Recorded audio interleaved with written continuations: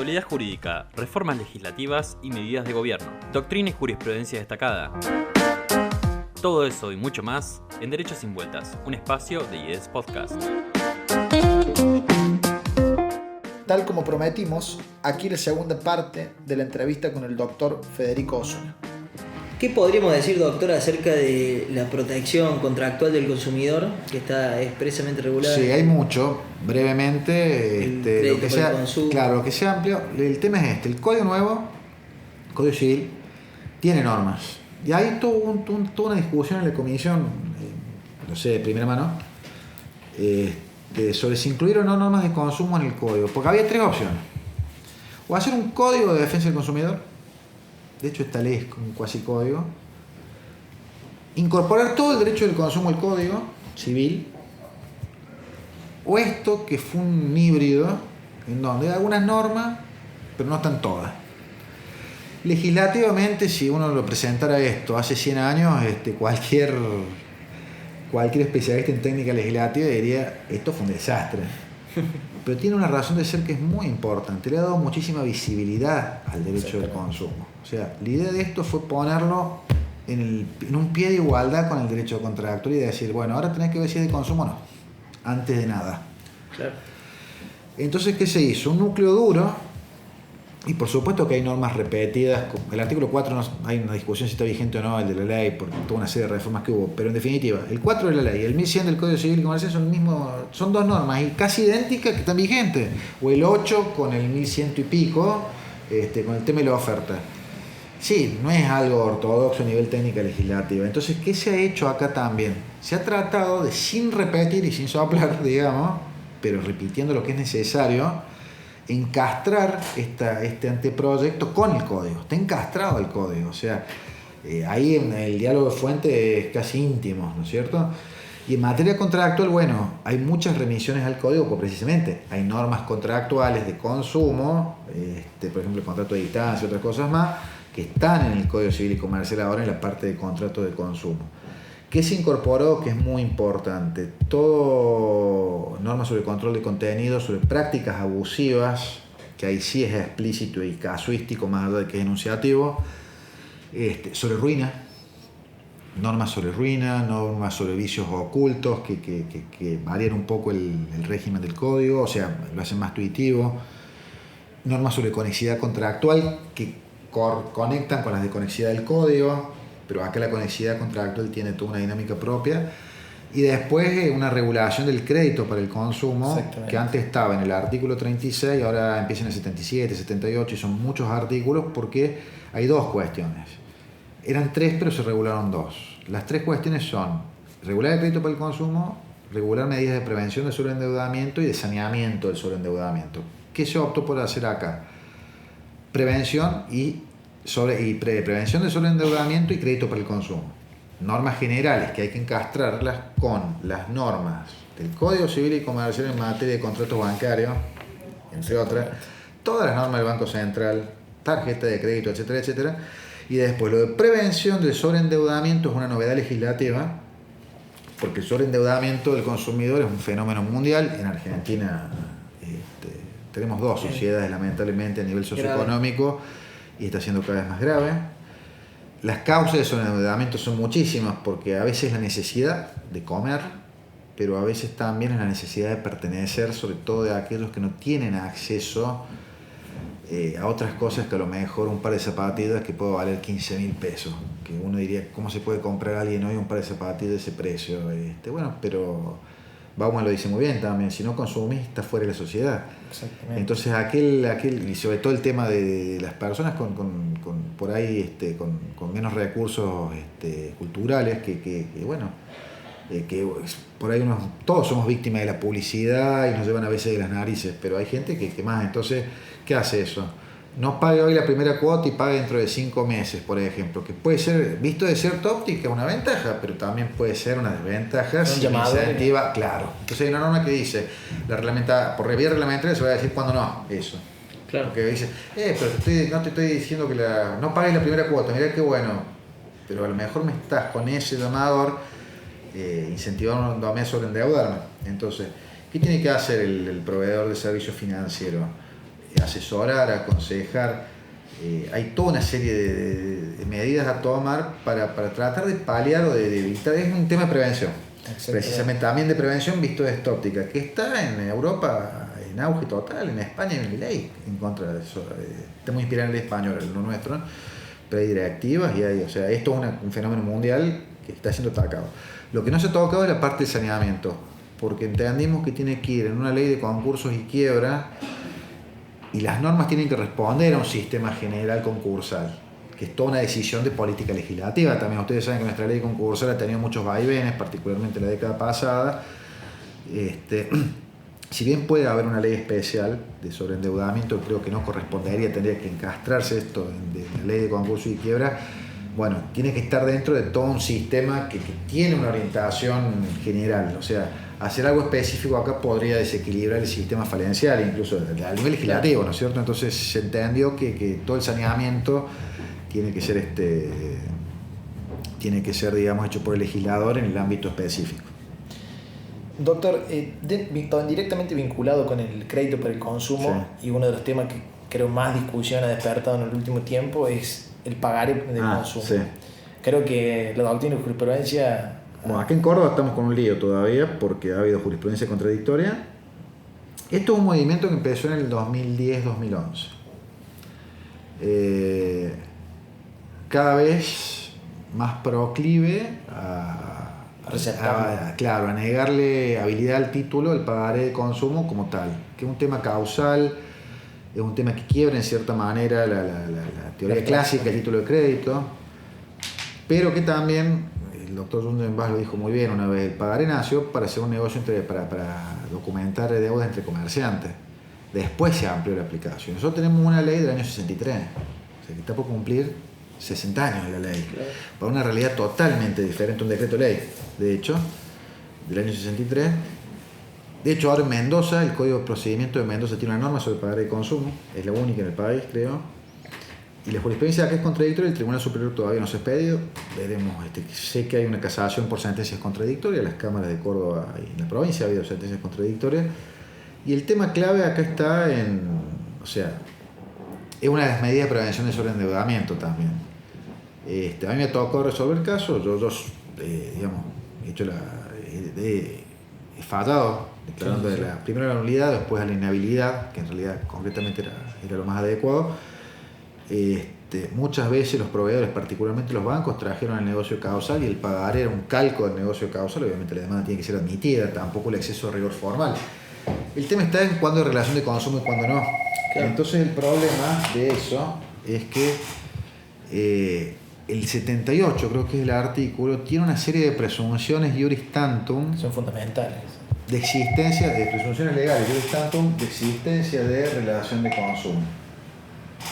Entonces, esas presunciones iuris tantum hacen, que son legales ahora, que creo que están bastante bien orientadas, porque no significa que, a ver, un proveedor le puede prestar a una persona que realiza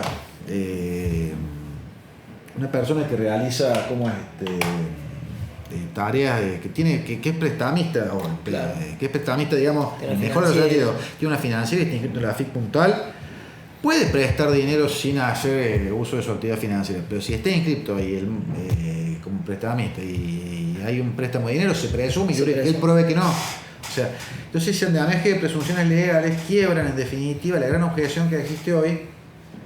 A veces surge hasta el mismo nombre eventualmente del actor en el juicio, ¿no? Tiene si yo me llamo consumí fácil S.A. Exactamente. Y está más que claro, o préstamos ya, ese tipo de nombres así donde uno se da cuenta que son créditos para el consumo, pero a veces no. Y acá no se trata también de detener el circuito financiero y de crédito, porque el crédito es necesario. Acá de lo que se trata es que muchas veces los pagares no reflejan la realidad de la deuda o de lo que se entrega. Siempre hay mecanismos para burlar la ley y cada vez son más sofisticados, pero por lo menos no. Entonces, bueno, es una decisión de política legislativa, ¿no? Y creo que va a ser un avance importante. En ese marco resulta muy útil una norma procesal de carácter procesal que incorpora el anteproyecto al decir que el proveedor de servicios financieros, si quiere completar el título, tiene que hacerlo en la demanda. Porque tampoco un partido de truco el juicio. O sea, el proceso judicial no es un partido de truco. Si vos no tenés nada que ocultar, trae todo. Si no lo traes, libra un pagaré, pero trae. O la otra, porque hoy ya no hace falta comprar el formulario preimpreso. Los pagarés hoy son todos hojas impresas de computadora. Que esté toda la información. Si está toda la información financiera que requiere el documento para que haya un crédito de consumo válido, se puede instrumentar un documento pagaré y se puede ejecutar. Si ese no es el problema. El problema no es que el pagaré no sea válido. El problema es que el pagaré tal cual se instrumenta hoy no es válido, porque carece de requisitos de información. Exactamente. Esa es la clave. Bueno, por último, doctor, queremos abordar un tema que seguramente ha generado debate en el seno de la comisión, el tema del daño punitivo denominado sanción punitiva. Bueno, hay toda una cuestión, ¿no? Primero de posicionamiento ideológico y de posicionamiento jurídico y económico. Los daños punitivos fueron introducidos en el 2008 con el artículo 52 bis. Son una figura, creo que se aceptó bastante, pero era una figura extraña a nuestro sistema porque, sin perjuicio de que hay sanciones civiles en las normas civiles precisamente, están las abstraentes, la cláusula penal es un tipo de sanción de cierta óptica, están las sanciones procesales, estaba el interés sancionatorio en el Código Viejo, o sea, las sanciones civiles existen también. Lo que pasa es que esta sanción es más pesada y económicamente tiene mucha relevancia y la tuvo en su momento por el monto, que era el máximo de 5 millones de pesos en el año 2008. Pasó 11 años y no sé cuántas devaluaciones hemos pasado y la pérdida de poder adquisitivo del 2008 a hoy ha sido enorme. Estamos hablando de por lo menos, deberían ser 50 millones, calculo, creo que 10 veces por lo menos, si uno actualiza el tope. Pero los daños punitivos creo que es una figura útil. Creo que en definitiva, si el sistema penal funcionara bien, tal vez los daños punitivos no harían falta. Si tuviéramos un sistema penal que funcione bien, los casos de grave menosprecio de la salud, la seguridad o los derechos del consumidor, porque un delito contra la salud pública, no sé, salvo alguna contaminación masiva, me acuerdo de aquel vino Mancero y aquellas cosas que pasaron hace muchos años, salvo contaminaciones masivas o intoxicaciones masivas, no pasa nada. Entonces, en definitiva, la sanción económica, que es multa, no es daño. Está mal el nombre, el punitive damage de los yankees, la palabra damage se usa en otro sentido en Estados Unidos. Esto no es una cuestión de resarcimiento, es una cuestión de sanción. O sea, tiene carácter punitivo y preventivo.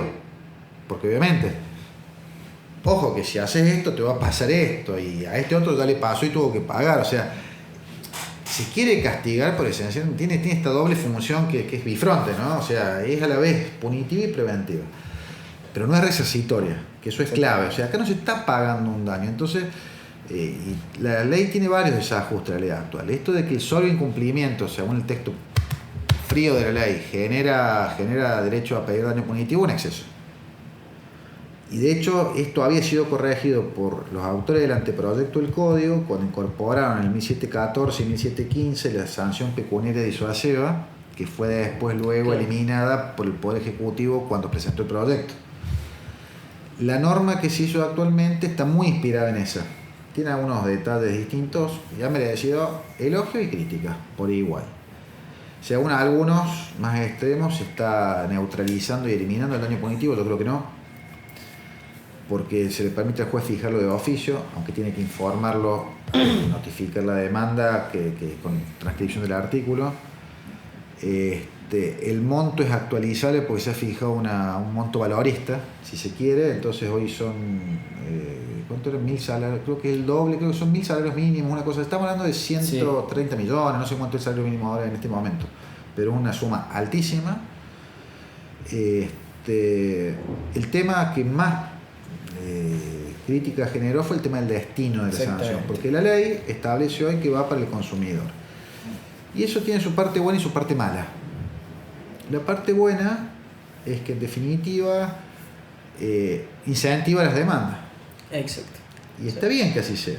La parte mala es que hay un preconcepto que muchos jueces tienen, esto lo digo con conocimiento, de que en definitiva, y también las empresas muchas veces obviamente en su defensa lo dicen, se está enriqueciendo sin causa la víctima del daño. No es un enriquecimiento sin causa. Por supuesto que el patrimonio se va a acrecentar, porque esto no es una reparación. La reparación compensa.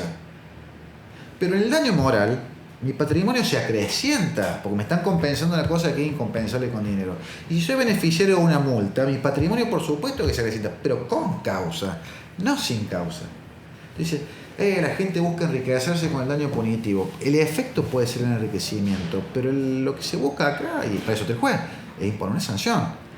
Por eso la jurisprudencia modelada al daño punitivo, y sé que está en la corte y próximo a ser fallado, porque hace poco estuve hablando con alguien, un caso de daño punitivo cordobés, que está ya creo que con queja o con extraordinario, no lo sé, y es una figura sumamente útil. Lo que pasa es que el tema del destino fue una discusión en la que no nos pusimos de acuerdo y finalmente, digamos, esta fórmula media de transacción, no de consenso, esta fue de transacción. Cada uno hizo concesiones recíprocas, nadie salió plenamente conforme, pero fue lo que se logró.